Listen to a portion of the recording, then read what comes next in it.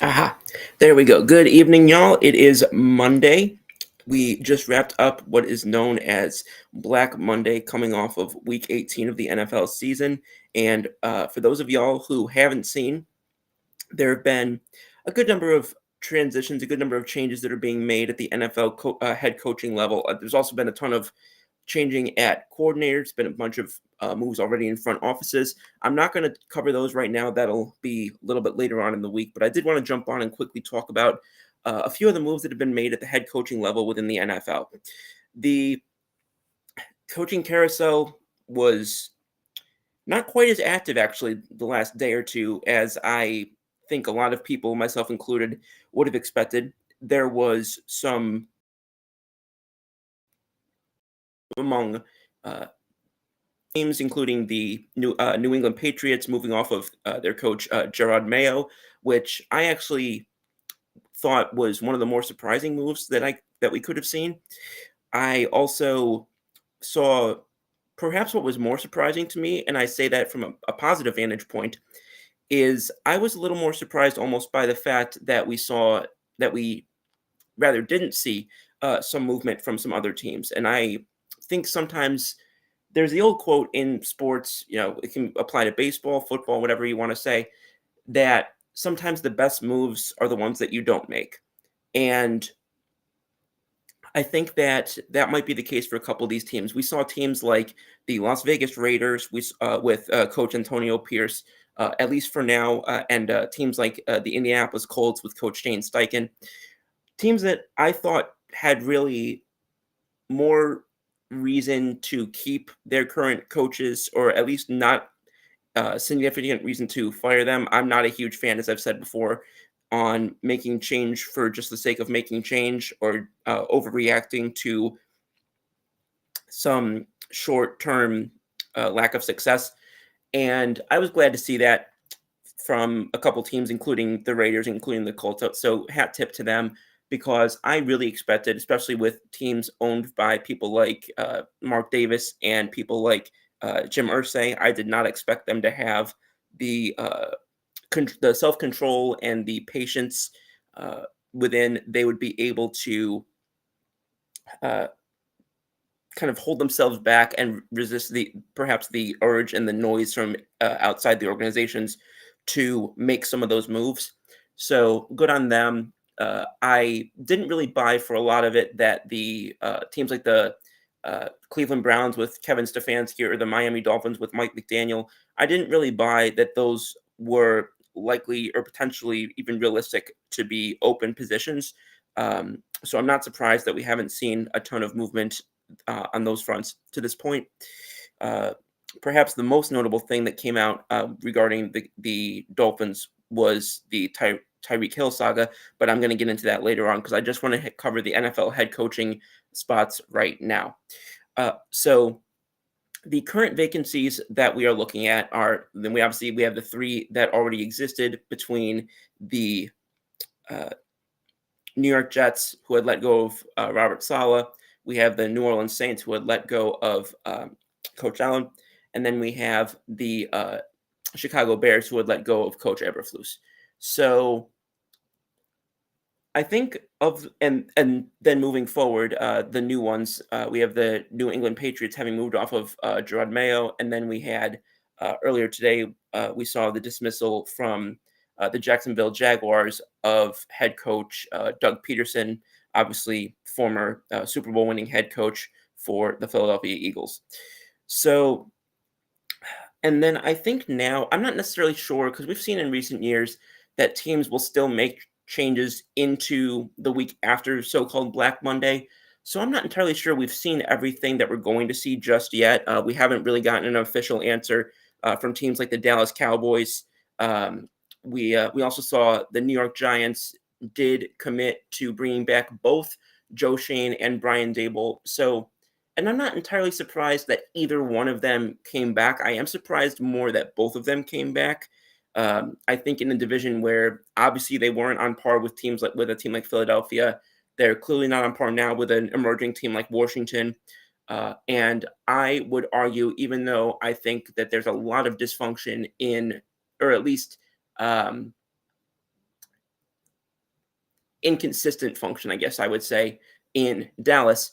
I think that even some of the talent that they have there and some of the structure that they have there, I still think some of that has produced results better than New York. And that is to say, we don't even know that Dallas is going to have their coach back yet. There was a meeting that was ongoing this afternoon and this evening with Mike McCarthy and Cowboys personnel. So we don't even know yet if that team, which you can make significant argument that they would be that they've had more success recently than the Giants, and they might not even be retaining their current regime as is. Now, the wrinkle that was added to the Cowboys with Mike McCarthy today is that the Chicago Bears requested an interview with Mike McCarthy. They put in a request to the Cowboys to interview Mike McCarthy. Now, Mike McCarthy's contract does not expire until the 14th, so he can do whatever he wants thereafter. But in terms of scheduling and timing of interviews, as of right now, they had to submit that. So that makes it clear to me that they want to make this thing happen relatively quickly if they're going to make it happen at all. So that makes me think that we're going to see something out of Dallas on McCarthy a little bit sooner than perhaps people thought. And I don't think that the Bears are going to be the only team that pushes to bring in early, at least for an interview, Mike McCarthy either. So I think that that's going to expedite the process a little bit. And I'm curious to see not only about the teams that interview him, but I'm curious to see how Dallas handles this.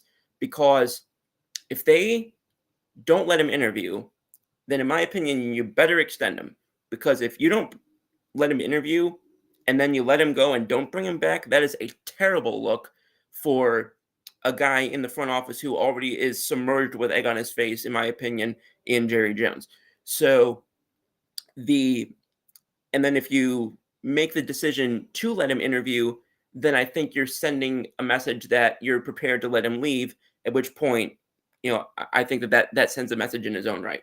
So that's probably the most intriguing one left to me so far. I have heard, like a lot of people have, that there's certain teams, perhaps if they didn't go far enough into the playoffs, that there could be changes made for a couple of teams there, perhaps either via retirement or by the coach being dismissed.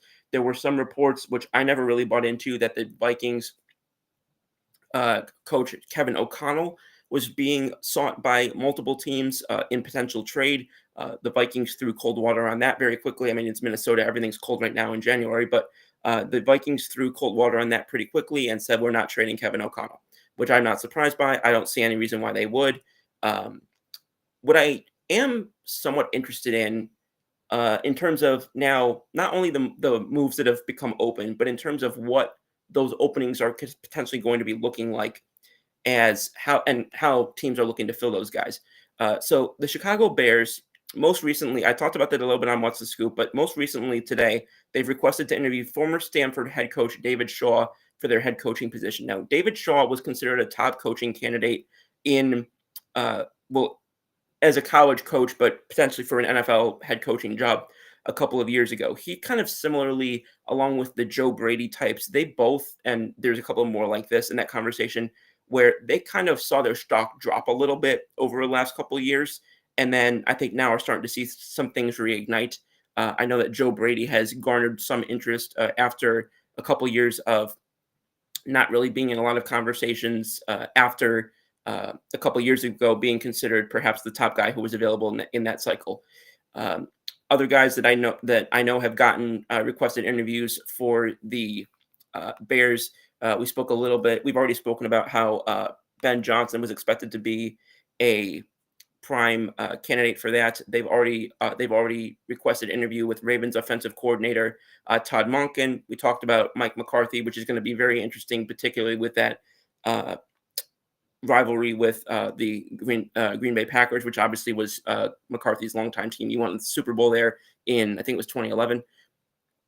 And then the Bears wrapped up, or so far at least, have wrapped up their list of interview requests with Vikings defensive coordinator Brian Flores, Steelers OC Arthur Smith, and OC for the Giants Mike Kafka.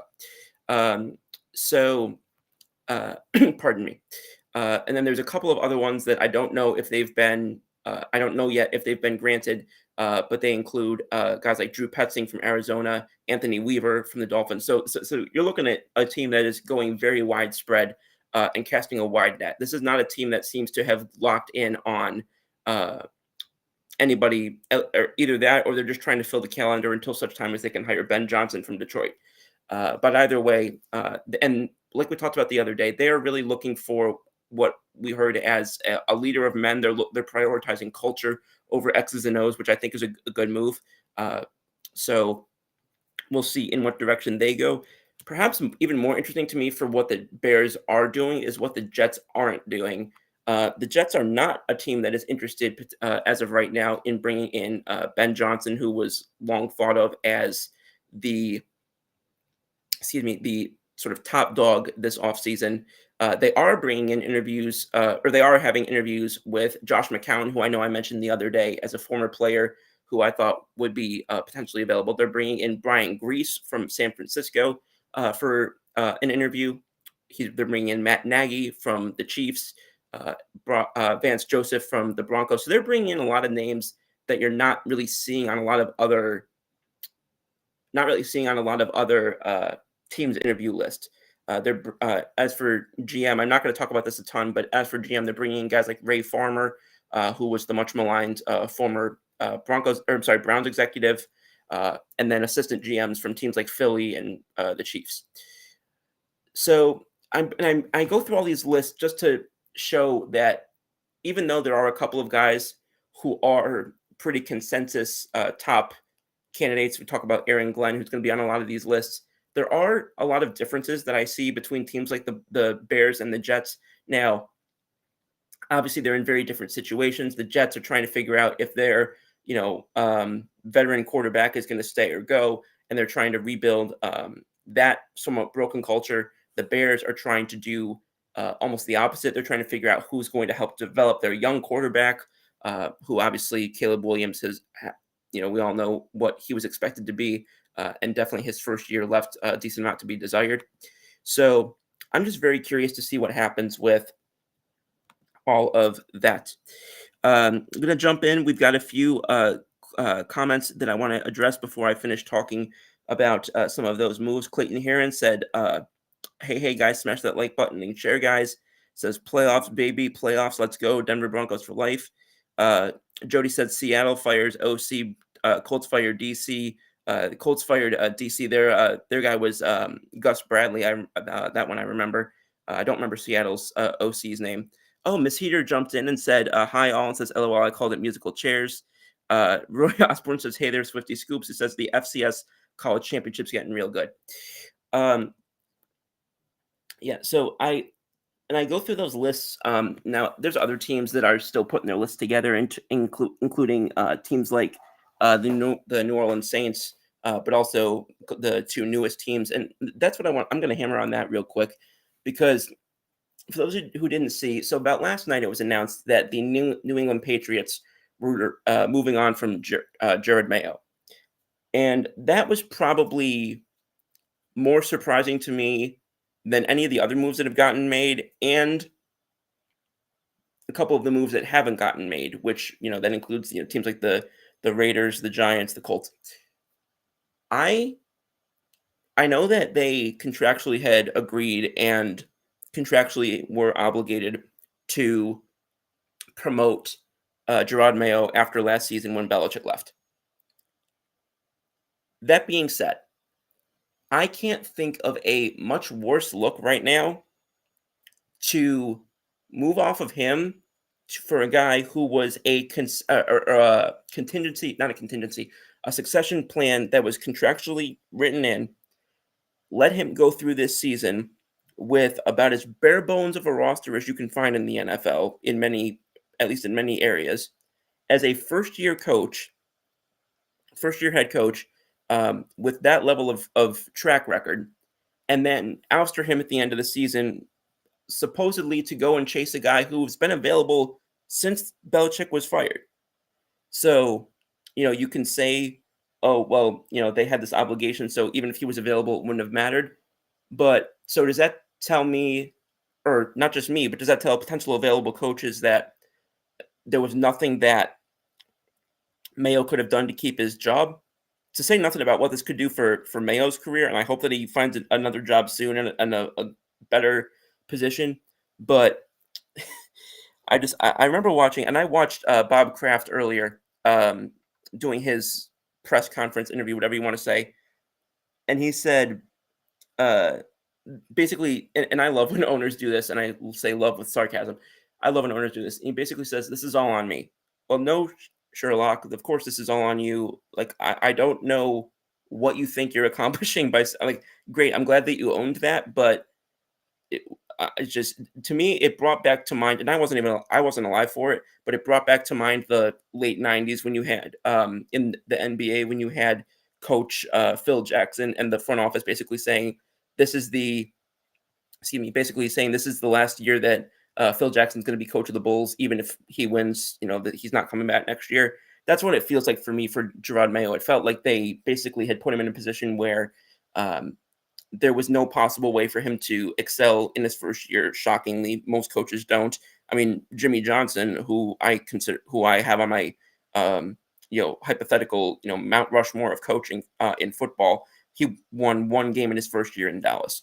Um, so, and I think that speaks to a microcosm of how we've started to get very trigger finger on some of these, both coaches and quarterbacks, but that's for a whole other topic. And I'll address that in a future show because I want to keep this about the head coaching situations. But I cannot believe how much of a well-oiled machine the Patriots went from to perhaps being in the conversation, at least. I don't think they're there yet, but they're definitely, in my opinion, starting to be in the conversation with teams like the Jets, the Raiders, the Browns, for just seemingly just can't functionally put it together. And it makes me have even more respect for Belichick and Brady, just seeing how quickly things fell off once the two of them were at the end. Nikki, what if you were Jerry Jones? What would you do in the Cowboys' feat regarding coaching? So I appreciate that question, and I know that you and I have spoken about Jason Witten, which I've spoken about how I think that he really needs to go. I think they need to go in a different direction, away from sort of the Dallas nepotistic tree, however you want to call it. I do think that, pardon me, I do think that they have to be more willing to take a swing. I think that they keep trying to go for the big name. I think that they keep trying to go for the the splash. Well, of course, it's Dallas and it's Jerry Jones. Of course, it's what they're trying to do. I think from a football standpoint, I would potentially, I would look at potentially going after, one of these first time coaches, one of these younger guys from the NFL level. I think you have to bring in Ben Johnson for a conversation. I think any coach would benefit, or any team would benefit from doing that. I don't think it would hurt at all to bring in a guy like I recommended for the New York Giants. I don't think bringing in a guy like Cliff Kingsbury from the Commanders, who's the current OC over there, I don't think that's a bad idea at all. I know he's not a first time OC, or a first time head coach, but I think that you have to be willing to not go after the huge name. And I think that Jerry Jones is always going to be chasing star power. He's always going to be chasing the brand, chasing the big name, chasing the Hollywood. And I think you see that a lot of the coaches who have had success the last few years, especially in their early years. I mean, I'll go back to Peterson in Philly. I'll go back to Zach Taylor in Cincinnati. I know that they had a rough year this year. But a lot of these coaches who helped turn teams around very quickly and very significantly were not the biggest names when they were hired. So I think that he really needs to be comfortable with getting away from that. And I think the fan base has to be prepared that if they move on from McCarthy, they might bring in not a flashy name or not a somebody who's got a massive track record in the NFL. And I think that they need to be okay with that, because some of the best coaches and some of the best quarterbacks that we've seen, struggle early on and then go on to be successful if given the requisite time and the structure within which to potentially be successful. And I think that that's a whole issue with regard to quarterbacks. I mean, we've seen it with Sam Darnold. We've seen it with um, Geno Smith. We've seen it with Baker Mayfield. The amount of times we've seen in the NFL, and I know that I named quarterbacks, but it happens with coaches too, that it appears that teams just moved on from guys way too quickly. I mean, like I just saw, Gerard Mayo, we saw him moved on from after 1 year. And I read an article earlier today from somebody who's close with the Patriots, and they basically said that they thought that it was a cultural fit, that they thought that he seemed a little bit over his skis this year as a coach. Well, he's a first-time head coach. Of course he's going to be. I don't know what you expect. There's no head, and they acknowledged that they knew that there was going to be growing pains for him in his first season. They basically said that they thought that they expected it to be longer before he took over. They thought that Belichick was going to stay for longer than he did, and one thing or another. So that when they made that agreement, they didn't think that he was going to be coaching this soon as the head guy. But to me, it sounded like a bunch of CYA attempts, and frankly, not very good ones. That is one move I did not understand at all. But yeah, to give my wrap up answer on Nikki's question, I would say Cliff Kingsbury, Ben Johnson. Again, I know Johnson is the big name, but I don't think that they should be too locked in on anybody at this point. I think that they should be willing to go through the process, willing to have in-depth discussions about these guys, about not just the X's and O's, but their management. Obviously coaching in Dallas is a different beast. How are they going to function under the pressure? Quite frankly, are you going to be able to handle that? You're going to basically be, when things are going well, it's going to be Jerry Jones's credit, and when things are going poorly, it's going to be your ass on the line. So do you have the stomach, the ability, and the sort of balance between confidence but not ego to handle that? Because I don't think that I think Mike McCarthy, to me, he was always an odd fit with Jerry Jones. I know why Jerry Jones liked him. I don't know necessarily why he was. I think he was just happy to get the job, and I think that he just. But I'll never forget. He went back to his initial press conference, and I know people say people have awkward press conference or whatever, but he wasn't even awkward in his press conference. He straight up said, "I didn't really do as much work on analytics while I was gone as I told the team that I did." Like that to me was a bizarre note on which to kick off your tenure in Dallas. So I would, that's how I would say is I think that they need a culture manager, somebody who's able to be willing to take the shots and accept the fact that that Jerry Jones is going to be the more forefront guy when things go well, and you're going to be the one who takes more of the arrows when it doesn't, because that's just how Jerry Jones is. The other day I saw him made a comment about, I'm not giving up GM duties. I own this team. Yeah, you own this team. Jimmy Johnson won you all your rings. So whatever you want to say. So that's my thoughts on that. What's up, Scoops? One question from me. This is from Kenny's. While I finish shoveling driveway, be careful out there. Holy smokes, shoveling at this hour. Does Sirianni have to go far in the playoffs, or is he safe this year? Pardon. If it were me, I don't think that, barring a cataclysmic collapse against the Packers at home, I don't think there should be any scenario in which he is ousted after this year. I think that he showed some of his best coaching this year. I think he showed some of his best leadership this year. One of my favorite moments that I think is getting way too overlooked, and people might not have seen it, is if you go back earlier in the season when Saquon was about to potentially going to break his personal record for a single game. He basically went and sat down with Saquon and he said, "You have the opportunity to do this. I want you to do it if you want to do it." And Saquon basically said, I want to see the younger guys get it. And I'm bringing that up because I think that it showed that, I don't know, it just showed a side of side of Sirianni where I think that people see him as this huge, like, outspoken, a little bit almost like a more crass version of uh, Dan Campbell. And I think sometimes people see him as trying to be Dan Campbell but failing. But I think that he's really won a lot of people over this year, and the people he hasn't won over, I think he's never going to win over. Again, it is Philadelphia, but from an X's and O's standpoint, from a standpoint of how he's led this team, from what I've heard in the press conferences, um, there's nothing that's really made me think that he can't be the guy to win the Super Bowl. And what I keep bringing back, he is one of the winningest head coaches in the NFC since he was hired. He's been to a Super Bowl. He had them potentially on the road to another run last year. I know that they fell off at the end of the year, but even a lot of players said that was a lot of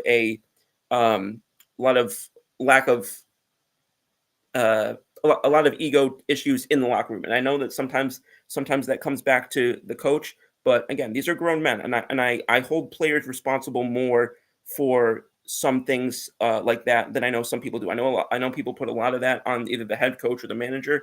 I think that sometimes players need to be held more responsible for that. These are adults; they're making millions and tens of millions of dollars. I'm not going to hold Nick Sirianni accountable for what. I don't want to single out any player, but for just because he was the name that people talked about this year, I'm not going to hold Nick Sirianni accountable for what comes out of AJ Brown's mouth. I think that there comes a point where you as your own man or woman are responsible for what you say and what you do. So yes, I would keep him, barring a terrible collapse at home against Green Bay. Roy Osborne says, after the Broncos win yesterday, it killed some of my pain.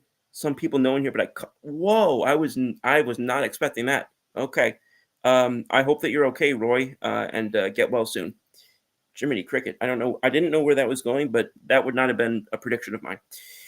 Trevor says, Swifty Scoobies, Ryan Grubb is Seattle's now former OC that got let go today. Thank you. I appreciate that.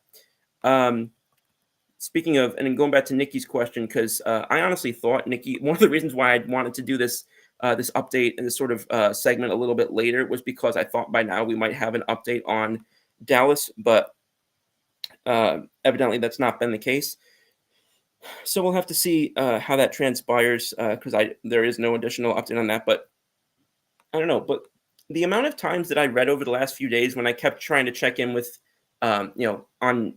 from people who would know a lot more than I would about teams that they thought were going to make changes or people who could be on the hot seat, one thing or another.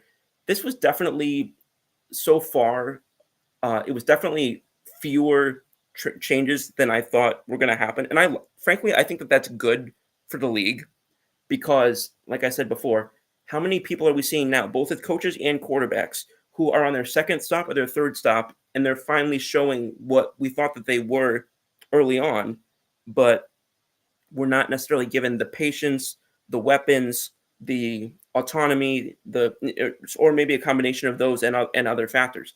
So I like the fact that seemingly Antonio Pierce, particularly in Las Vegas, is getting more runway. I like the fact that Shane Steichen is getting more runway. I personally might have given more runway with Doug Peterson, but it had seemed for a while like they had reached an impasse there. And Shad Khan is actually one of the more, to my understanding, one of the more patient owners in the NFL. So my guess is that they were prepared to move on even sooner and gave him, and that this was the additional runway that they had given him. So, and then you can go to, again, like the New York Giants, another team that, again, I'm kind of surprised that both of their head coach and quarterback they're running it back with both, particularly going in with the expectation being that they'll take a quarterback at number 3 or at least somewhere high in the draft. I am a little bit surprised by the fact that they seem to content to run back that regime, because I think it's going to be very hard for a rookie quarterback to lead them to a substantially better season next year than they had this year. And I think that to me is going to ultimately lead to Daboll and or Shane being fired. And I just don't love giving, and I've said this before with multiple quarterbacks. I said it about Baker Mayfield. I said it about multiple guys. I don't love giving a young quarterback or a rookie quarterback or second year. I don't love giving these guys 3, 4, 5 different offensive coordinators in their first 3 seasons, or head coaches. So I would have preferred to see, if they do intend to go young QB in the earlier in the draft, which I have every reason to believe they do. I would have liked to see them just start fresh, system-wise and quarterback, because right now it kind of almost feels like they're trying to play the middle, and I've rarely seen that work. In my vantage point, I am not going to be.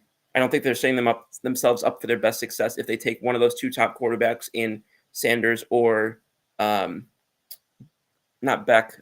Name's escaping me right now, but take one of those 2 guys early in the first round, and then spend the next season trying to adjust him to a style and get used to a coach's style, not only on the field but off the field, and then do the whole thing again the following year. To me, that doesn't bode.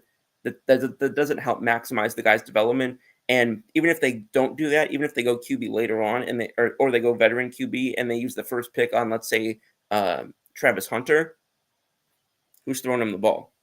I mean, I know we've heard the Kirk Cousins thing. I know we've heard a little bit about potentially Justin Fields. There's another guy, by the way, that I could use as an example of somebody who started to play better when he was given a little more confidence, I guess you'd say, for lack of a better word, or a little bit better structure. And by the way, I'm not going to go the full hour on this. I did just want to address the full slate of vacancies. And again, like I said, this is fewer than I thought we would have at this point. Most of what I was hearing throughout the last few days was that we were going to get somewhere between 6 and 8. But it seemed like it was leaning a little bit closer to the 8 than 6.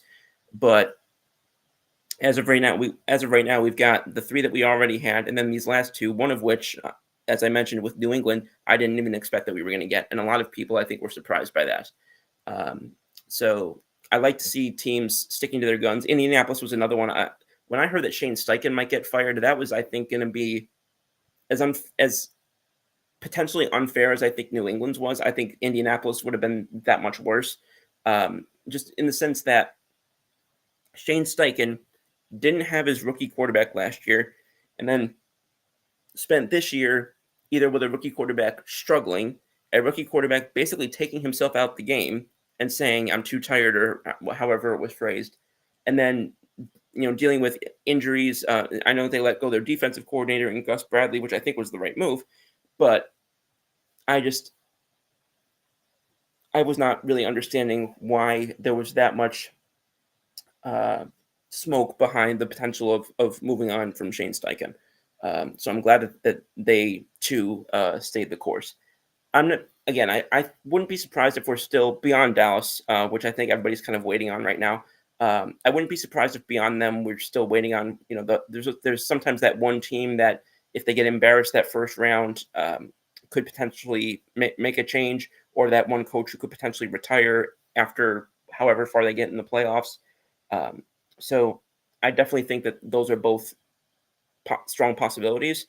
But I do like the fact that a lot of those guys that people thought were potentially could go either way are going to get another year, because I think that, I was remarking to somebody yesterday about this, that I was looking at the top 10 of the draft order, and I don't think it's any coincidence that almost every year, it seems, the top 10 or top 12 or top 14, not in the same order, but are littered with so many of the same teams. The New York Jets of the world, the Raiders, the Jaguars, the pardon, in a lot of recently, obviously not early on, but more recently, teams like the Giants. There were just so many examples of teams where I could just go back and you're looking at them picking in the top half of the draft over and over and over again. And I'm looking at them, and it's also, if you look at the list of the teams that's made GM changes or quarterback changes or head coach changes the most in the past 10 to 15 years, a lot of that, if you do a Venn diagram of them, it's almost an overlap circle. So I'd be curious to see now if this longer leash that some of these guys are apparently getting, which I'll be curious to see if that's a positive sign, the way that I currently believe that it could be. Roy says he's not surprised that Peterson was fired. Yeah, I'm disappointed that he was fired. I should have that meme above my head where there's like the shooting star and it says disappointed but not surprised, because that's pretty much where I'm at with Coach Peterson. I did sort of expect that he was going to get let go, although I do obviously hope that he gets back on his feet somewhere and has a successful remainder of his career, because he was at the helm of like the greatest sports memory of my life. So, and then again, like I said, there's a lot of front office movement right now. There's a lot of coordinator transitions that are happening right now, and a lot of that is still left to be determined. I'm not going to get into that all now. I'm going to get into that more on the what's the scoop side of things. The one thing I will talk about, and I touched on this at the end of what's the scoop the other day, because the Jets, and I mentioned this the other day, have earlier in tonight's show, they've got sort of a much different interview list than I've seen with a lot of other teams. And I don't necessarily think that that's a bad thing. I do have a sneaking suspicion that they interviewed some of these other guys, or I'm sorry, they requested interviews with some of these other guys and got rejected. And those requests were turned down either by the teams or the candidates themselves. And my suspicion is that they just didn't want that to get out, so that they just started putting out these requests for these other guys. But it just, the way I was reading the list compared to some of the other ones, just reading to me like a list of people who they either sought interest from and were declined, or they kind of figured out through background channels that they're not really going to be interested in this job. My apologies for anybody who saw that bot in the chat. Nikki says, as someone who wasn't a fan of McCarthy from the start, I do not have much hope that we will win the coaching market. I've got a lot to say about that comment just then. I think this mentality, and I'm not being critical of Nicole here because I see it quite a bit. This mentality in Dallas in particular, I think I see it in a good number of the big brand organizations, but I definitely see it with people like Jerry Jones. Stop trying to win the headlines. Stop trying to win the, how many times have we seen, oh, this guy was the best head coaching hire this offseason, and then 2 years later he was fired. Doug Peterson as an example. Doug Peterson in Philly was what, like their third or fourth choice. If you go to baseball, Pat Murphy in Milwaukee was, I think, their fourth choice. A lot of these times, what doesn't end up being the flashiest name or the biggest star or whatever the case may be is going to, or oftentimes ends up being the best fit. Player-wise, Bo Nix in Denver. A lot of people didn't have Bo Nix as even a top 2 or 3 quarterback in the draft, but he sure as heck looking like one of the better quarterbacks out of that draft now, and I think perhaps would look like the best pick out of that draft if it weren't for Jaden Daniels. But I think this is exactly the thing. I think the exact thing that I think should be last on Jerry Jones' mind right now. Don't try to win the coaching market. Don't try to win the headlines. Don't try to, spur up season tickets by the hire that you're making. There's not a Jim Harbaugh out there right now. There's not a Bill Belichick out there right now. There's not a whoever. I can't think of anybody. With the exception of maybe a guy like Nick Saban, there's not a consistent winning coach out there right now who just happens to be a free agent who is going to, who just looks like an obvious fit in that massive market, massive brand type of a spot. There's not that type of guy out there. I've heard a lot of people talk about Deion Sanders with regard to the Dallas Cowboys. I've gotten no indication that he's even really that curious about leaving the NCAA level. I think a lot of these coaches and former players who become coaches rather like some of the facts that they have a little bit more autonomy in some cases at the college level than they do at the pro level. In fact, I think that's one of the reasons why Bill Belichick went there, because he was being rejected, for lack of a better way of putting it, from having that amount of leeway and that amount of his own capacity at places like Atlanta. Keith says it's perfect timing for Keith Brugman says Deion to Dallas, and Nicole says, as much as I'd love Deion to Dallas, he's not going to leave the bus. And and again, I will be the least surprised person in the world if he does try and chase some sort of a flashy name like that. Obviously, Deion would be the epitome of that in terms of guys who don't have NFL head coaching experience, but a lot of times these people who I mean for those who follow baseball, the White Sox did that a few years ago with Tony La Russa, and that might be the worst managerial hire I've seen in baseball in terms of how it worked out, with the exception of maybe Bobby Valentine in Boston some 10 years prior. So that would be my thing for Jerry Jones. I said something to Woody Johnson last episode. This episode, I'll say it to Jerry Jones. Don't try to win the headlines. Don't try to win the season tickets. Don't try to win the coaching market. Figure out who's going to be able to work within the current culture. Figure out who's going to be able to maximize the personnel that you have. You have a limited quarterback in Dak Prescott that you have paid a B to B minus quarterback like an A to A minus quarterback. And so you already knowing that you've got him locked up for at least another year. I know that the contract extension made it easier to move off him after next year, but knowing that you have him under your thumb now, you've got to figure out who you're going to be able to put in the position to succeed with him, not only him as your quarterback on the field, but with the culture that you currently have off of it. You've talked about your CeeDee Lambs of the world. You're not going to be able to pay everybody from Lamb to what's his name, Micah Parsons, to some of the other defensive players, to Jake Ferguson, etc. You're not going to be able to pay and keep all these guys. So you're going to have to start making some of those decisions. And your head coach, I think, is going to have to I think he's going to have to be willing to give some, not necessarily some final say in that, but at least some significant influence in that, because I can just see that blowing up in his face if he tries to bring in somebody who is he's chasing name over actual product. Because I've got news for you. I know that Dallas is the brand that it is, but there's a lot of Cowboys fans who ain't going to care about how big your name is and what you did 10 to 15 years ago. And that's exactly what they did with Mike McCarthy. Mike McCarthy, yeah, he's a Super Bowl winning coach, but I was 10 when he won the Super Bowl, 11 when he won the Super Bowl, and I'm 24. So, what have you done for me lately is the name of the game in professional sports. And I don't think a lot of people are going to be that interested in what you've done 10 or 15 years ago if you're going 7-10 this year, particularly if it's not getting and juicing every little bit of juice out of that orange with Dak Prescott, which, that's already a drum that I've beaten to death a million times.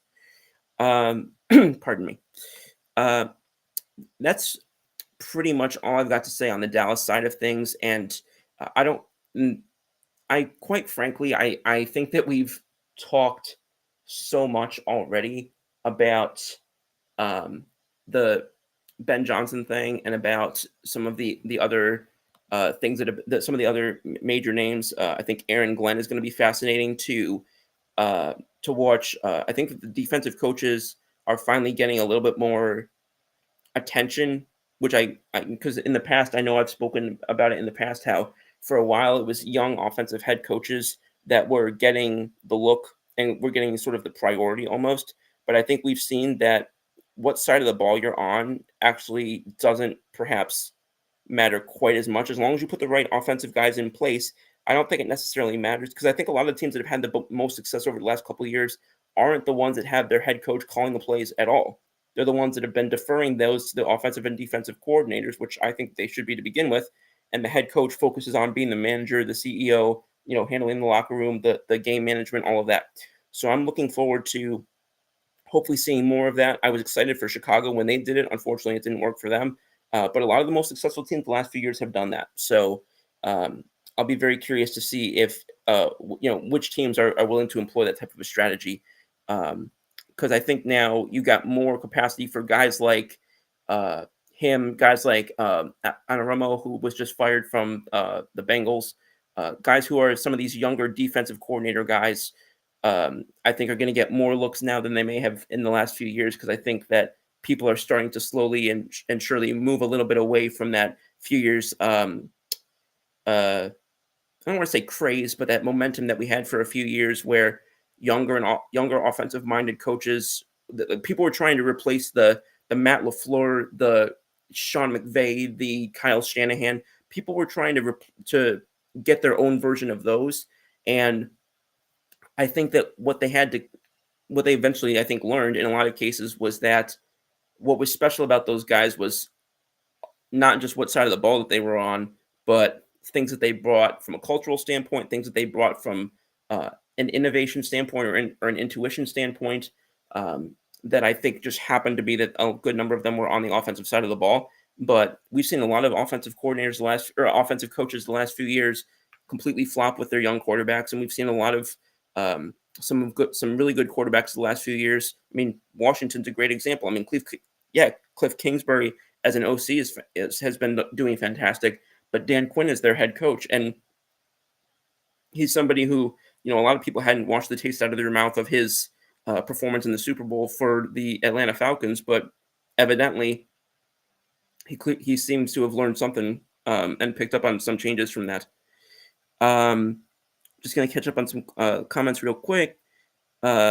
Keith says, is it impossible rather, to carry 3 top contracts in the NFL and put a competitive team on the field? I'm reluctant to say it's impossible, but you'd better have a remarkably good draft like the one that the Saints had several years ago when they were, kicking the can down the road and they were in, the hellish of all cap hells for multiple years, the Jeff Ireland, Mickey Loomis regimes. So I wouldn't go so far as to say it's impossible, but again, but you've got to nail most, if not all, of those draft picks, as close to all of them as possible. And you got to get lucky on some of those free agent guys that you bring in, like I'll use Philly as an example, just because he's been talked about across, just not just Philly, but across the league. But the Zach Bonds of the world, who came over as sort of a cast-off from the Saints and has turned into one of the top linebackers in the league in one season. So I think that, so I wouldn't say it's impossible, but you're definitely not doing yourself any favors there, particularly if you don't have a very strong record of being able to draft and develop your own guys. And I also think it depends on what positions and players those guys are. But even that, I think that there's minimal leeway there. Keith says Prime might be the only player Jerry would give control to. That's one of those matchups where I could either see it working like a glove, or it would go over like an absolute lead balloon. I don't think there's any sort of middle ground that would come from that. That would either be a tire fire of all tire fires that you could be able to smell the rubber from Arlington all the way up to my place in Rochester, or that you'd be able to go to, or that you would be able to see a lot of success there over the course of once those things got implemented. Roy is echoing that he doesn't think Deion will leave the Buffs, and Nikki disagrees, saying Jerry would never give Deion control of his squad. I somewhat tend to agree with that, only because I don't really see Jerry willing. I mean, Jerry is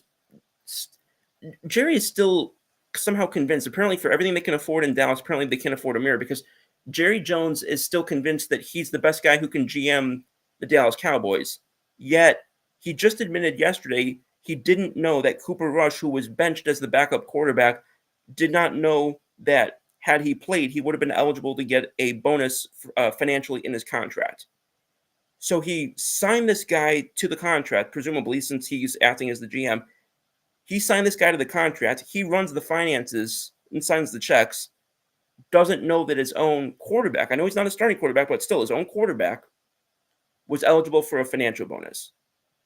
So that is a very bizarre mix of meddling, hands-on, interfering, and completely clueless at the same time. That is a unique mix of those attributes that I could only find in somebody like Jerry Jones. They really have a unique breed down there with Jerry Jones as that owner, with the way that he is so able to uh, completely absolve himself of any association with failure or any criticism or whatever the case may be, but the quickest to absorb the light when things are going well down there, which has been increasingly few and far between over the last 25 years. Trevor says Jerry isn't giving up control to anyone. Why would Dion want to deal with that? Yeah, I tend to agree with that. I struggle to see. Let's go back. Actually, this is actually an interesting and a good segue that I can use. If we remember a few years ago, now I can't remember who the original guy was, but I know that Mike McCarthy was not the original coach that Dallas wanted, and the one that they originally wanted, I'm pretty sure I remember that one of the things that broke down was that they wanted more autonomy over the 53-man roster and certain personnel matters. And one of the reasons why McCarthy was considered such a good fit by Jerry Jones was because he didn't make those types of demands. So I'd be hard pressed to believe that when that was such a major factor in the last search, as I recall, that would suddenly be that much different now, particularly when he's out there making these completely tone deaf and 30,000 feet disconnected from any sort of reality, unless because of his wealth, unless he's got some sort of new VR type of technology that I'm not aware of. But you never know. I apologize. I didn't mean to transfer into a Dallas. I have no problem talking about Dallas. I mean, like I said, they are the team to watch right now because they're the only team that I can really think of who hasn't either acknowledged that their coach is coming back or isn't coming back that we thought was a potentially realistic situation to be in question. Pretty much everybody who we didn't hear anything about, we assumed was coming back, and pretty much everybody we thought was going to potentially be let go, the teams have made a statement either dismissing them or announcing that they're not going to be, or that they're going to be retained. So, no, I mean, I fully expected to talk a good amount about Dallas tonight. No need to apologize on that at all. You got to keep in mind, when I'm on this show, obviously I am a Philly fan, but when I'm on this show, you got to keep in mind that I do my best to look at each of the 32 teams as close to equitably as possible. I do try not to bring my disdain for specific teams on a show. I'm pretty sure that that's all the questions. I did actually end up taking this close to an hour. But I do want to say thank you to everybody who's been tuning in. I got to see Keith tonight. I appreciate that. Mr. Osborne tuned in. Mr. Osborne, I hope your hand gets better. Holy smokes. I still couldn't believe that when I read that in real time. Kenny, thanks for tuning in. Ms. Heater, I appreciate that you were able to make it. Jody, Mr. Heron.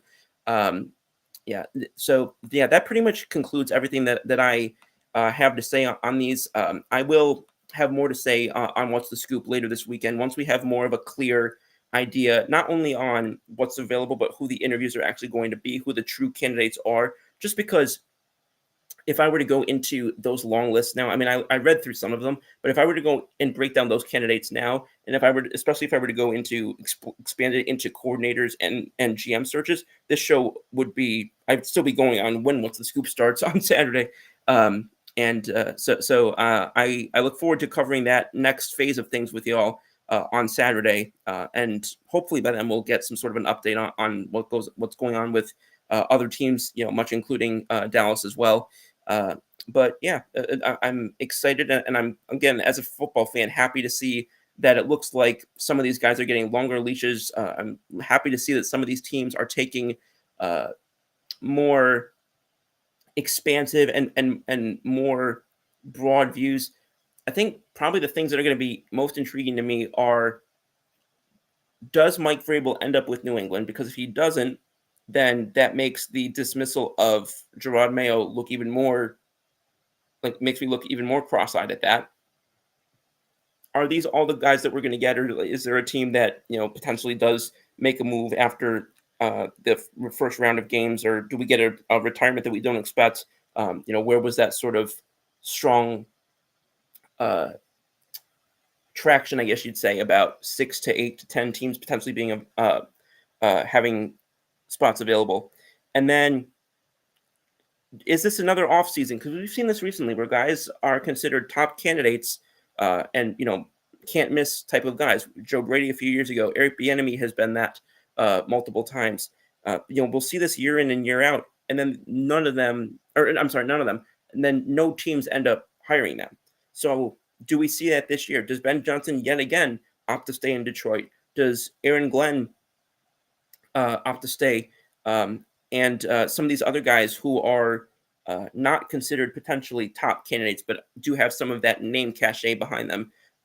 Guys I've heard, Vance Joseph's name. I've heard Rex. I've talked about Rex Ryan and how I am, from a subjective standpoint and an objective standpoint, do believe that he's a very strong fit for the New York Jets, at least if not as a head coach, at least as a defensive coordinator. Which that wouldn't surprise me either if they brought in a new head coach, but brought him in as defensive coordinator. I know that the Denver Broncos and that I believe at least one other team interviewed him for that position in the last couple of years. So there are a few things that I am going to be fascinated to watch over the next few days, aside from obviously the upcoming games for the first round of the playoffs that we're going to be seeing. But yeah, that's kind of my quick reaction spiel. Not very quick, actually. But my first reaction spiel to the changes that have and have not been made over the first 24 to 48 hours since week 18 games went final. Curious to see how all these things transpire, and if we get anything else, I might jump on once more. If not, I'll see y'all on Saturday night. You know it as I know it. Same scoop time, same scoop channel. Thanks for tuning in on this breaking news. Scoop out.